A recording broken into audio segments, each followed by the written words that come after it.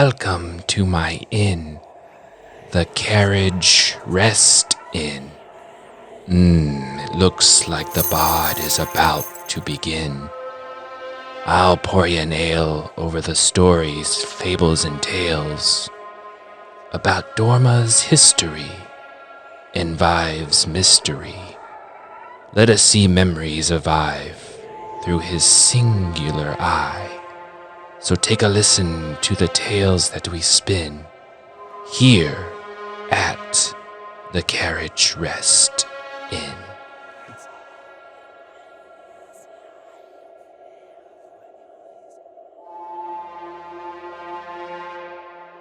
The chains of fate are ever changing.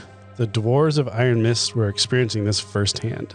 Through the years, as the rebel force known as the Night Circle grew and strengthened, the dwarves became more paranoid, more authoritative. But the hands of oppression can only push for so long until something pushes back. If it weren't for the divine protection of the fire god, Dania, the dwarves would have already fallen to the rising surge of the insurgents. Either through fear of impending doom or for some unknown stirring, the dwarves are spooked, panicked, disorganized. Days earlier, the great Iron City unexpectedly lurched into motion, starting its slow crawl, if rumor has it, toward the Harbinger's ruins. Hello, and welcome to another episode of Carriage Rest Tales. I'm your host and Dungeon Master, Mike, and to my left we have... Hey, what's up, everybody? This is Ryan. I'll be playing Korgon, the human fighter. Hello, this is Nick. I will be playing Theron, the Drow Ranger. Hey guys, it's Sam, and I'm playing Halara, the human warlock. It's now about a year since we last met. So you guys have worked your way through the Knight's Circle. Vive has kind of gotten in a little bit more with some of the higher ups, and so you now are starting to work for him as kind of a henchman. But where we're at now is you're starting to kind of get some sort of credibility within the society, enough that the overlords, the dwarves, are really starting to notice and trying to manage that situation, where they seem kind of panicked as powers shifting more and more towards the Night Circle. So much so that they're kind of becoming a little bit more laxed with their protection of their nobles, and Vive has come to you guys. All right, so we got some intel that High Lord Mad Desan is going to be moving through the mid-city. It seems he's only going to be having 4 guards with his protection. I think this is the perfect time to be able to capture him. I'll leave the details up to you if you want to do a frontal assault or some sort of ambush or snatch and grab. Right. So we do your duty work now? Well, I'm going to be working with the upper management, but if you need me to replace you, I can. Yes, replace him. Replace him? Yeah. Is that a request? Well, that's a pity. Yes, I stand by my... We'll take care of it. Okay, that's what I want to hear. I'll I'll handle these 2 children. I'll start looking for a replacement for you. Thank you. Children. And then he's going Replace like, me I'm if the you wish. child. Go ahead. Try. Question. Okay. What does this guy look like? He Would we know? Yes, you would know. Does he have PDF?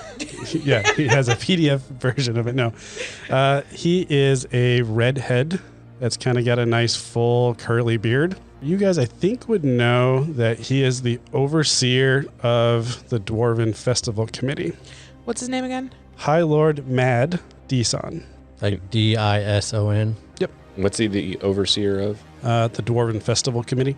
You said Dwarven Festival Committee? Correct. Oh, do we So know? like the can party planning committee in I would the like office? Yes. to roll a history check, and I got a natty 20. How much do I know about the Dwarven Festival? So they have a number of festivals because they are all upper class. So the experience that you have with the festivals is mostly being the workforce. So occasionally you have heard from people that had been pulled up to do service, like being serving trays, cooks in the kitchen, cleaning up afterwards. You 3 have never been invited to one of those, probably because just out of habit, you guys are a little bit more rough around the edges, and they don't want you around the nobility or upper class. Okay.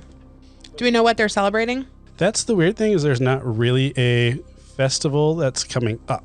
So for some reason, you're not quite sure why High Lord Mad Disan is in a fit. Like, why is he even coming down to the mid-city? Like, it doesn't make sense. There shouldn't be a festival coming up anytime soon. Okay. Why him, though? And there's some, like, prince or somebody we can capture instead? Well, most of those royals, or the upper ones, are in the high city, and they're not coming down. So I think this is an opportunity that the boss thinks we should at least try to get some intel from a mid-ranking official. And would we know who the boss is? You guys have not met the boss yet, including Vive. He's been working with his ogre friend who gave you guys the original quest, which was Ivanir. He would have found that out, but he hasn't had the opportunity to meet the high boss yet. Okay. He does know that the high boss is somebody that is in some sort of influence, so he's not necessarily like coming around in the lower city and that type of stuff.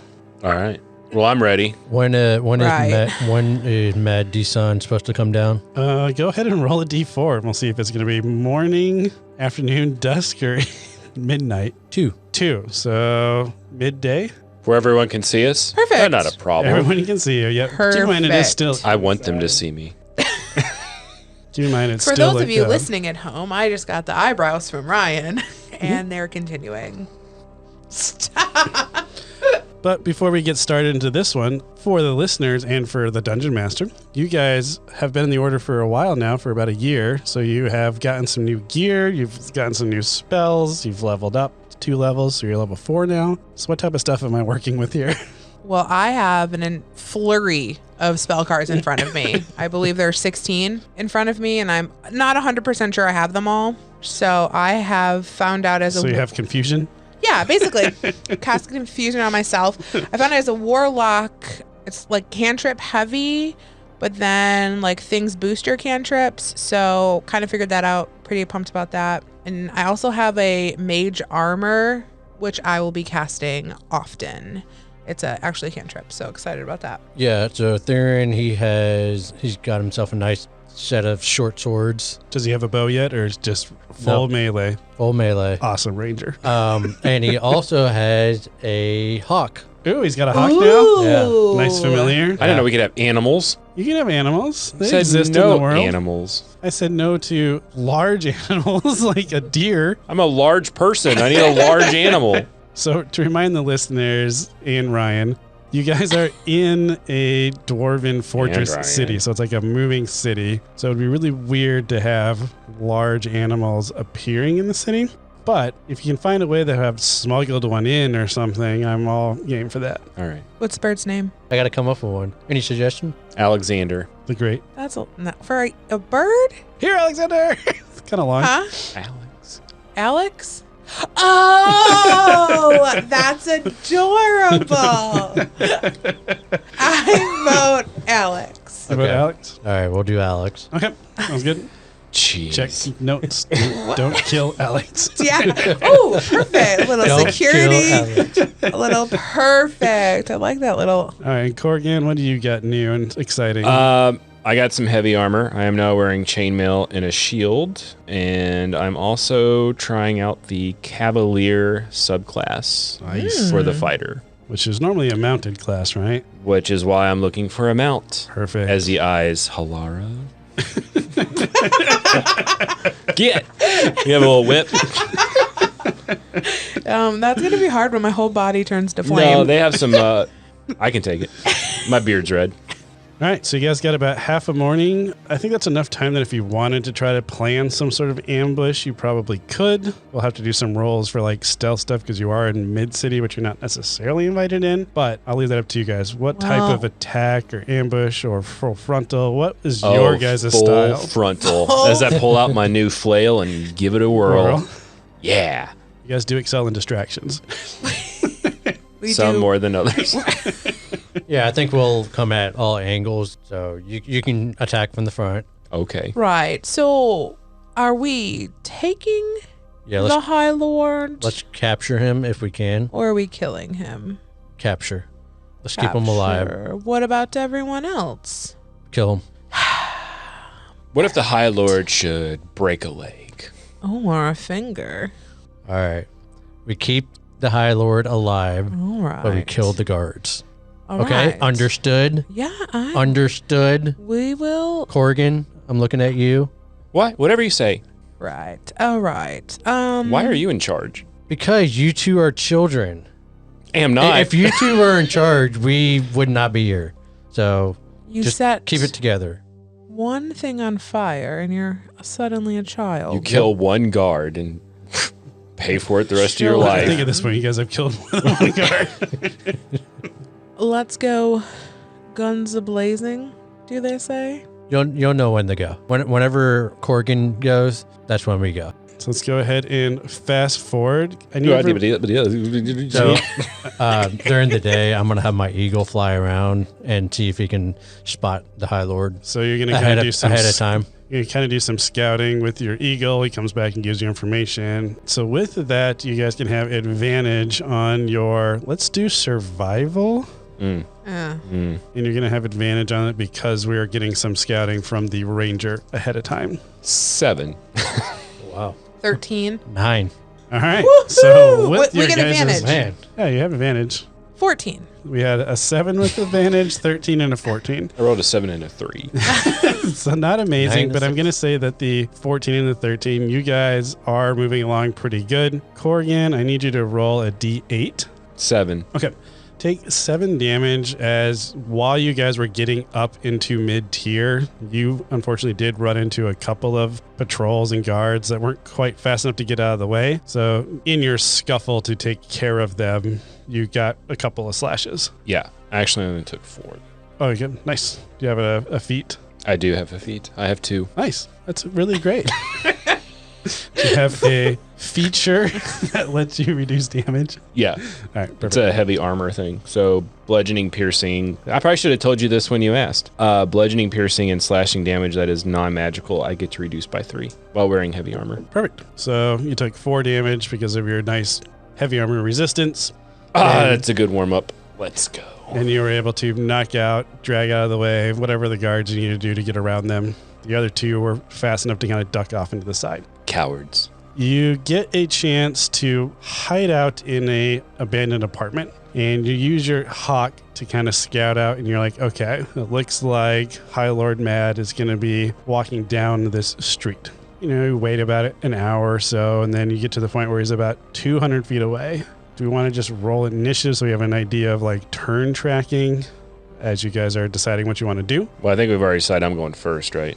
Okay, so you can go ahead and put yours at the top of the list, I rise to the top, cream of the crop. and then I'll let the rest of the players go, and my people are just going to go last because they have no idea that I got a an ambush is coming for 21. them. I got a 6.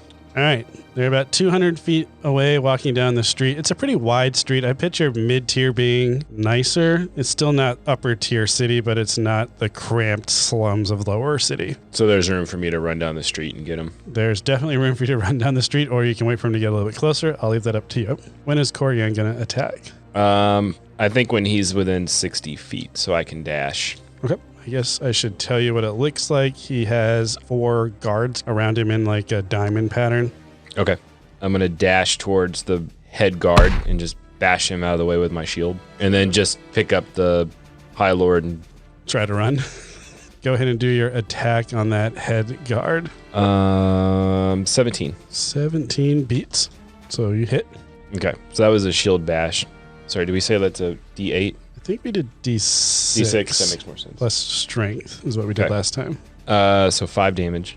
And I guess I'll mark him with my new And then I rolled a feature. dexterity to see if he like maintained balance is what I did last time, and he passed that one. Okay. The surprise did knock him out of the way. So you have access to be able to grab the High Lord, or you can just keep attacking this front guard, whatever you want to do. I pictured I would like bash the guard out of the way, and then I want to headlock the High Lord so I have secure of him, so that if they try to attack me, I'm threatened to snap his neck. So you're going to try to keep him as a human or dwarven shield. Oh, I guess he is a dwarf, so I'll, Just I'll be punch like, yeah, I'm just going to like headlock him. They're like, Okay. what, 4 feet, 4.5 feet? I'd say probably 4. Yeah, so I can get around his neck just Okay. fine. Yeah. That brings us up to who wants to go next? Polara. Well, the order in which we rolled, Polara goes next. All right. How many guards are around? So we have them secured. How many guards we got around? Well, I don't know if secured is necessarily the word. There are 4 guards around him, and Corgon is now inside that diamond pattern, Okay, but great. holding the High Lord. Okay, I'm going to take the south point of the diamond. I'm going to Eldritch Blast. Dirty 20. That hits. 6 damage. With your Eldritch Blast, are you still like 60 feet away? What's the range on that guy? The range is 120 feet. All right, so you're still probably staying pretty far back. Yeah, I'm going to stay pretty far back for now.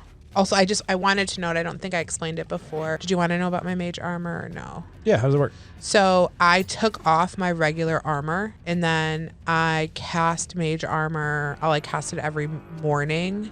And it holds for 8 hours and it increases. It's 13 plus my dexterity modifier. Nice. So I'm at 15 now. All right, so you've attacked the front guard, the back guard, you're holding the High Lord, and that brings us up to Theron. Yeah, Theron's going to go attack one of the side guards, whichever side he's closest to. So I imagine, if I'm looking the direction that Corgan ran, I'll be on the right side. If it were a clock, it would be 3 o'clock. Oh, the clock's coming back. Oh, I thought we were going to do northwest, east, and south. I was just But that's fine. thinking We a can do a joke. No, clock. you can do east. That's fine. So east o'clock. East. East o'clock. It's going to be weird. That's the guy that I'm going to attack. And that's melee, right? Yes. 13. Gonna hit his shield that he's got. So you get in close distance, but at this point they've tightened up the ranks a little bit. So your first hit hits the shield. You have your bonus action. Mm-hmm. Gonna attack with his offhand. Dirty 20. That's gonna hit. And that will be for 6 damage.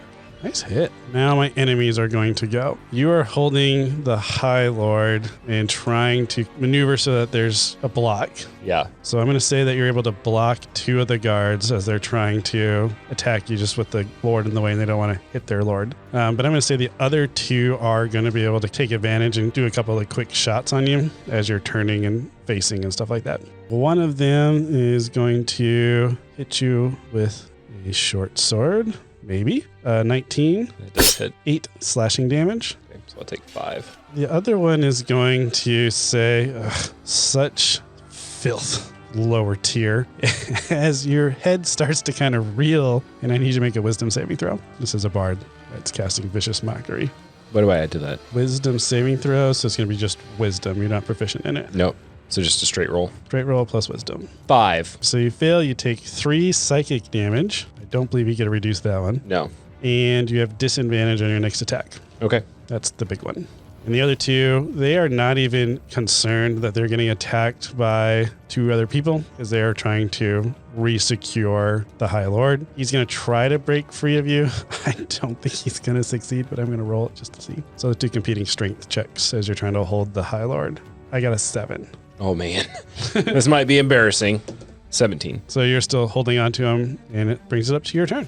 Okay. I'm going to just pure strength, pick him up by the neck, and I'm going to shout, "Put your weapons down or I'll snap his neck like a twig." And then I'll start flexing so that he starts turning blue. So he starts choking out. Yeah. Go ahead and roll a insight check. All these wisdom-based rolls. 10. I would say with a 10 and your battle experience, you would notice that instead of loosening their grips on their swords, they're kind of tightening them and reshifting, not making any sign that they're going to care. Okay. And I'd say one of them would probably be like, "We know you want him alive, or why would you be taking him?" Oh, really? You don't think I would? And on the other hand, I'm just going to take his arm and break it. Sounds good. They are a little shocked and surprised by that, but they're not going to throw their weapons down. If anything, they get a little bit more agitated. All right. Is that my action? I love it, yeah. That's my action? Yep. So Breaking an arm? Bonus action, you can attack, right? With your marked one. Can I do that? I already forgot. Yeah, and for your marked ones, you get a special bonus attack. 3 per long rest. No, he has to attack someone other than me. Oh. He hasn't He has to attacked deal anybody. damage. Okay. Yeah. Gotcha. So that's it then. Okay. That brings us up to, I'll say you're using your action to move back a little bit. Or are you gonna I'm going to move back towards I'm going to Theron. say there's not an attack of opportunity because as you move, they move. Just like that. So When I move. you move. Okay. All right, Halara is going to close the distance to the one that was shield bashed. And as a bonus action, he's going to cast Shillelagh on his quarterstaff and going to give him a big old whop in the head. 18 to hit That is going to hit. and 6 damage. Do you get anything to add for the shillelagh? So it changed my Oh, it changes your hit die. It changes the hit die from a 6 to an 8. And that brings us up to Theron. You guys are all in melee now. You're about, say, 40 feet from where you originally started from. And you're in the middle of the street duking it out with these guards. Yeah, Theron's just going to attack my guy again. 3 east the clock. 3 east o'clock. 15. 15 ties, so you are able to hit. 6 damage. Man, you're doing some decent damage to these guys. And then offhand, 8. 8's gonna miss. Get in one shot on each time, so that's good. Yep. I'll take 50%.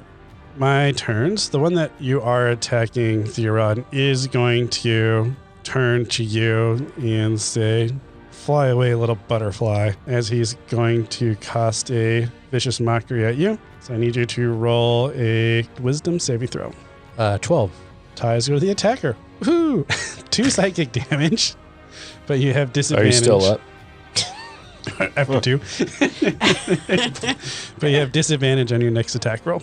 And let's see. I'm going to say the one that Halara just hit is going to swing back, since they are trying to now recognize they probably need to actually do something about this. Is that the guy that's marked? He is. Does he have disadvantage? He does. Which he doesn't know, so he's just swinging. Although with this disadvantage, he got a 19 and a 17 for his multi-attacks. They both hit. All right. You take 15 slashing damage. Is she within 5 feet of me? She is. So, well, I don't know how this is going to work. I don't think it would double up because I can use my other shield as a reaction to impose disadvantage, but he already had disadvantage. So you it can't doesn't have matter. double, yeah. Okay. It's a weird thing about D&D. So Can I get a bonus attack on him. Can I cast Hellish Rebuke? You can. So that's if you get dealt damage, you can use one of your spell slots to cast Hellish Rebuke back. Yep. I'm going to get dealt damage, I'm assuming. You just did. Yeah, how much? Oh, 15 slashing damage. Got to tally that up. It's easy. Okay, I'm going to cast Hellish Rebuke. So I point my finger at the creature, and all of a sudden he's just like completely engulfed in flames. The creature must make a dexterity saving throw. 10. Fails. He's going to take 3d10. So 10, Jeez. 13, 23 damage. Wow, he is crispy. He falls down to one knee. He's still kind of up, but very lazily swinging his sword around like he just got blinded and really not feeling well after that one. And that was the one that I was in melee with, right? Correct. Okay. And then I would say the other 2 are going to attack the person holding their lord. So I think they're just going to do vicious mockery because they know that's not going to possibly hit their compatriot. You're going to say something like brutal thug. No intelligence. Wisdom saving throw. 17. You pass. So nothing happens on that one. And then I have one more guard. He's going to risk doing a crossbow. He's a little bit further back. He's going to give it a shot. 14 to hit. And Ching! it just bounces off your shield or your plate mail. Or wait, chainmail. Chainmail. That's it for them. Oh, I guess I'll try to do a strength saving throw at disadvantage for my noble here. A 10 for the competing strengths. Wow, an 8. Oh, so I'm going to say he breaks free. When like you broke his arm, he kind of wiggled free and fell down, and he hasn't quite gotten away from you yet. So you're not grappling him. So if you don't do anything next turn, he'll run away. It's your turn, though. So I'm going to pick him right back up in the chokehold. Sounds good. And then I'm going to fling his whole body towards the flaming guard that's down. So you're going to use him as a weapon. As a club? Yep. I love it. Do I get disadvantage? I want to do disadvantage. Well, Oh, wait. because of the vicious mockery, right? Yes. Your disadvantage is vicious mockery, and you're using an improvised weapon of a human or a dwarf. 13. Do I add proficiency to a dwarf? 15. I'll say you're a fighter, right? Yeah. Yeah, you can have proficiency. So 15. 15, I believe, tied. Yep. What's So what's damage with a dwarf? let's do a d6 plus strength. 6 damage. So you deal 6 damage to both the dwarf, and he falls unconscious. And the guy that was already kind of leaning over, swinging around lazily, you just see him fall unconscious. He doesn't turn into a dark shard, so you know he's not dead, but he's definitely not responsive. That was my bonus action attack against the guy I had marked. So I still just have my shield. So I'm just going to shield bash the person attacking Thera. The 3 east o'clock. 3 east o'clock. Yeah, probably a 13. I believe that misses. Okay. It does. And then I'm just still backing up with mine. With your unconscious Dwarf. High Lord Mad? Yep. All right, sounds good. And I'm just going to shake his body. You're doing this to him. And it's just, Arm I'm is- just flinging him around. Arm is kind of poking through the skin now in certain Yeah. spots. Yep, it's gross. That brings us up to Halara, I believe. All right, Halara is going to take a look at where everyone's positioned and realizes that the north guard, there's the north up top, the east, and then the west are all kind of behind. Like, he can form a line, and he's going to cast Wall of Fire so that it comes and it hits north, west, and east. So all three, except the southern guard behind us, are going to be hit by this Wall of Fire. There's only 3 guards left. I knocked out the Southern Guard with perfect. the Mad. My new weapon. With your My Mad dwarf- Deson. Knocked out a dwarf with a dwarf. So what he's So you- going to so you can hit do... all 3 of them at this point, I'd Yeah, say. so you're gonna. It's Wall of Fire. It casts. It's gonna stay up for 1 minute. It's 60 feet long, 20 feet high, and 1 foot thick. All right. Do I need to roll so anything? Or? when the wall appears, each creature within the area must make a dexterity saving throw. So let's start there. 13, 7, and 12. They all fail, so they're gonna take 5d8. Nice spells. 2, 6, 10, 13, and 8 is 21. 21. Can I have Theron roll a dexterity saving throw also at advantage? Since you guys have been working as a crew, you kind of know that this is coming, but you were in melee with them, so. 13. Fails. All right. 14. So So you take 21 damage. Do I drop any of them to 0 hit points? you dropped 2 of them to 0 hit points. Then I get back 16 temporary hit points. Nice. Or I get added 16 temporary hit Yep. points. You use those first. Yep.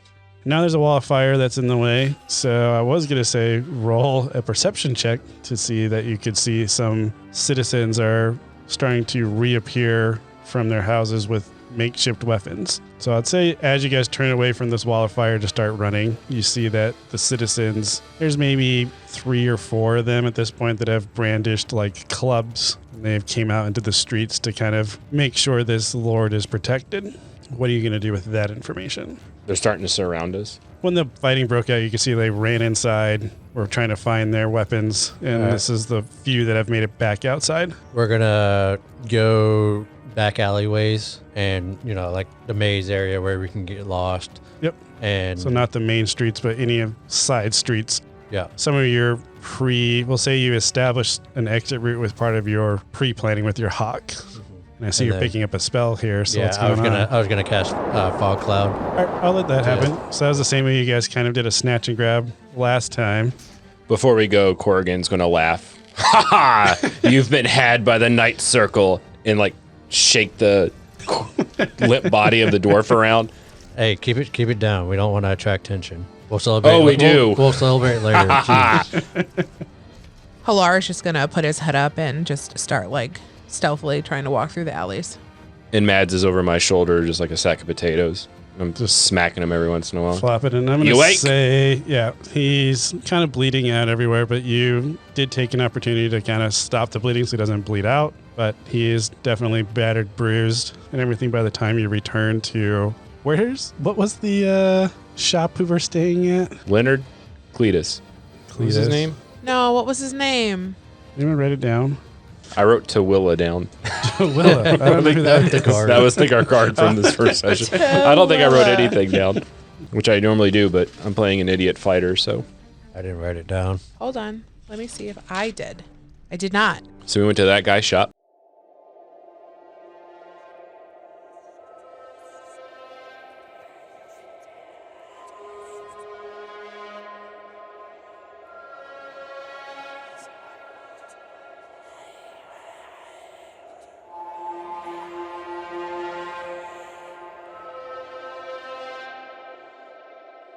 Hey guys, it's your host and Dungeon Master Mike. I just wanted to take a second to thank you for listening to our podcast. It really does mean a lot to us to be able to entertain you guys and just have fun being a nerd. If you are enjoying this, please make sure to give us a 5-star review, or even better, recommend us to a friend that you think would enjoy this. We're really trying to grow our listenership, and any help that you can give us would be amazing. Also, make sure to check out our website at carriageresttales.com. There you're going to find some fun things like maps, handouts, our sister podcast of one-shot adventures, and we even have our bonus practice campaign that we put together before we officially started recording to kind of work the kinks out. But it was funny, so we left it on there.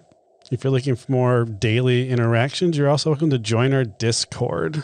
You know, you can come hang out, just be nerdy with us, ask us DM questions or player questions. We can talk about stuff like books or animes, all sorts of fun stuff. But really, just thank you for being a listener and enjoying letting us just entertain your ears for an hour every other week. Thank you, and let's get back to the show.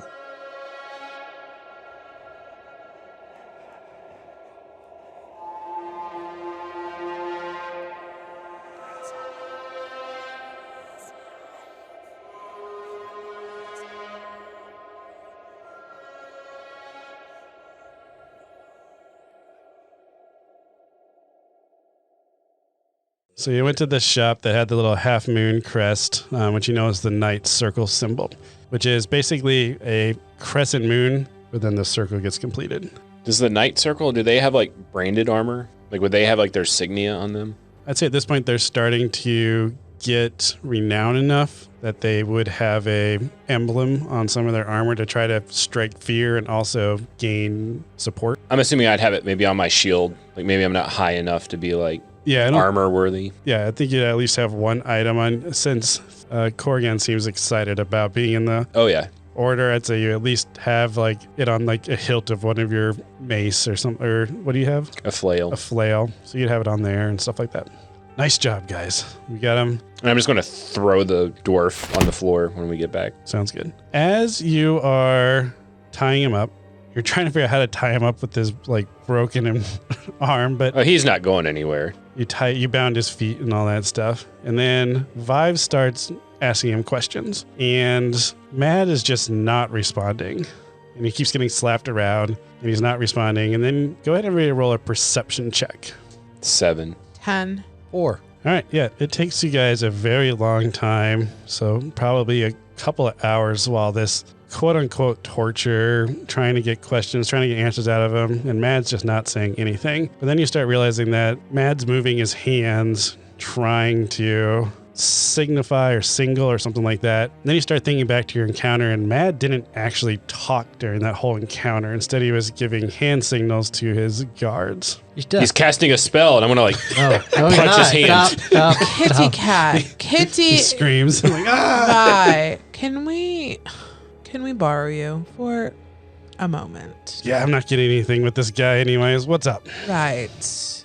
He can't hear you. He's deaf. Well, you should be able to talk then. No, you can't.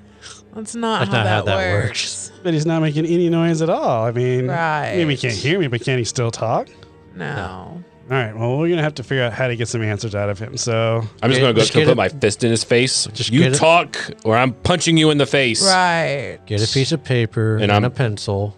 We'll write down what we want to ask him. Okay. And they'll write down the answers. all right, so then it goes back and forth, and he gets a piece of paper, and it takes a little bit of time. But you start realizing that the questions that Vive is asking for is, what's this festival that's coming up? Like, why are you here? What's important? And it takes quite a bit of time to come out. And all that really happens from it is you learn that they are currently on their way to the Harbinger's Ruins, which you guys would know is one of the largest ruined metropolis cities. So last intro, we had talked about how the Dwarven city was in the middle of one of those ancient ruins. You as the players, like the Ivana players listening to this story, would have placed that as, oh, that was the cities from our world. So you're kind of putting together that the cities from your world are the ruins of Dorma.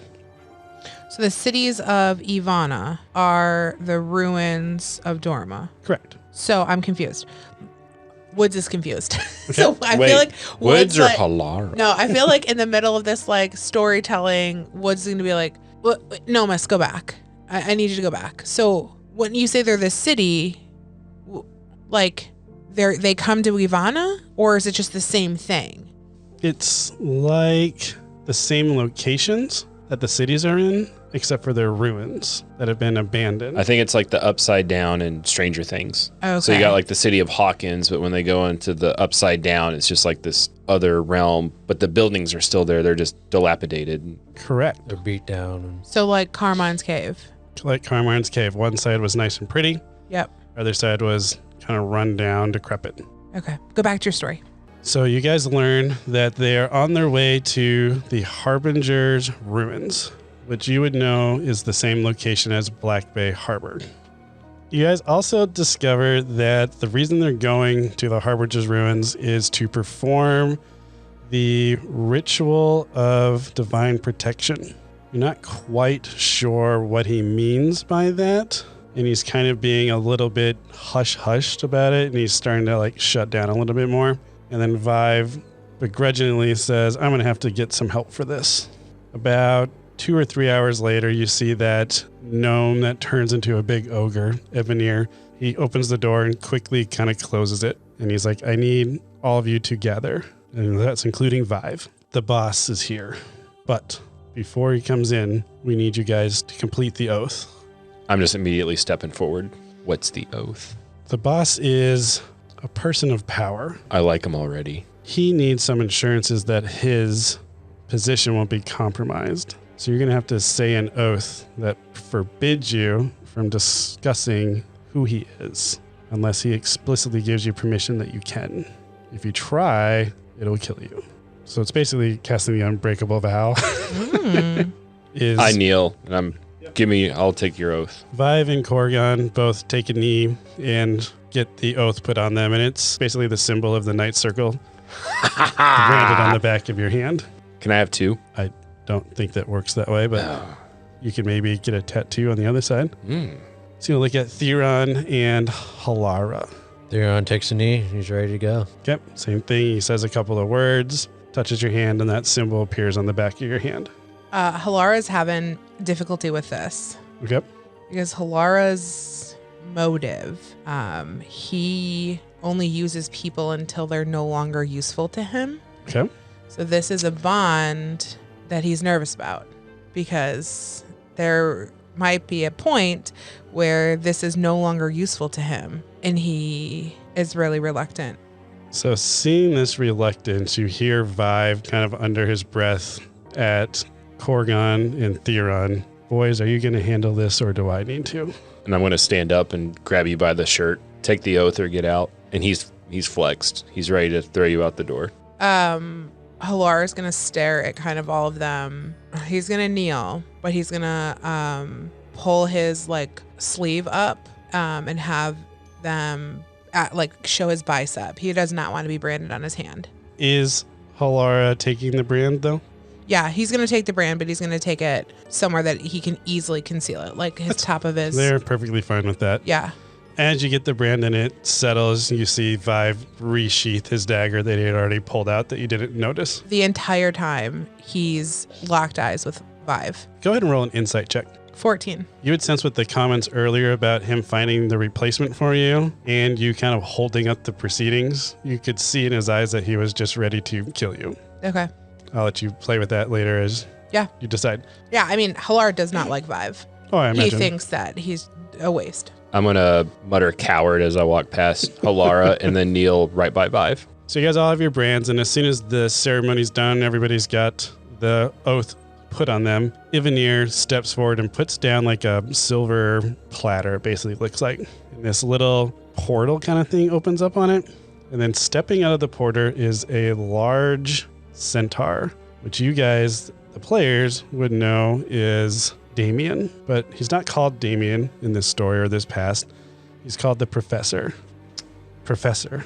He doesn't want to talk, but he says enough that he has the information we need. You, the Dorma people, would know that the Professor is the head engineer of the Iron Mist. He's the only non-dwarf that's allowed on the Upper City because he needs to So he's doing manage the city. So he's like a double agent almost. Kind of like a double agent. I'm not asking this in front of him. Yes. Now that's what you would start thinking as a person of interest. Got it. He lays out a bunch of tools to get the information out that he needs to. And it's quite brutal what he does to High Lord mad, kind of like he's got lots of practice in knowing where to cut, how to extract things without killing the person. And it's very morbid, but he does get the information that he needs. The information is basically they're on their way to the ruins with a bunch of coal and oil that you guys have just been working on obtaining. They're going to renew their divine protection from the fire god. As part of that is a ritual of basically fire and fireworks. They have to do this every few years. They're a little bit ahead of schedule though, because they're starting to get that pressure. So they're trying to get that protection a little bit sooner than they should. At the mention of the fire god, Halara completely perks up and is just so much more vested in like listening very intently on every word that the professor is saying. Perfect. And like is getting kind of excited inside.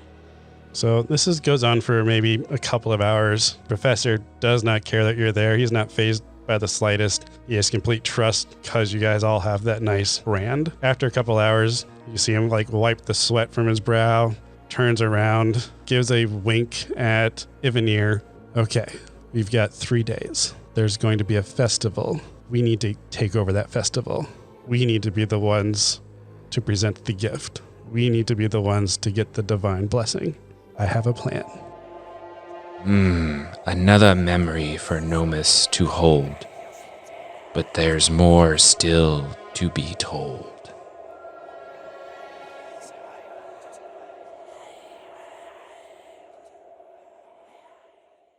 Hey guys, it's Mike, your host and Dungeon Master at Carriage Rest Tales. I just want to say thanks for taking the time to listen to our podcast. It really means a lot to us.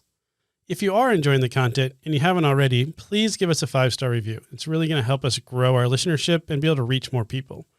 I also want to give a special thanks to Tabletop Audio for providing the background music for today's episode.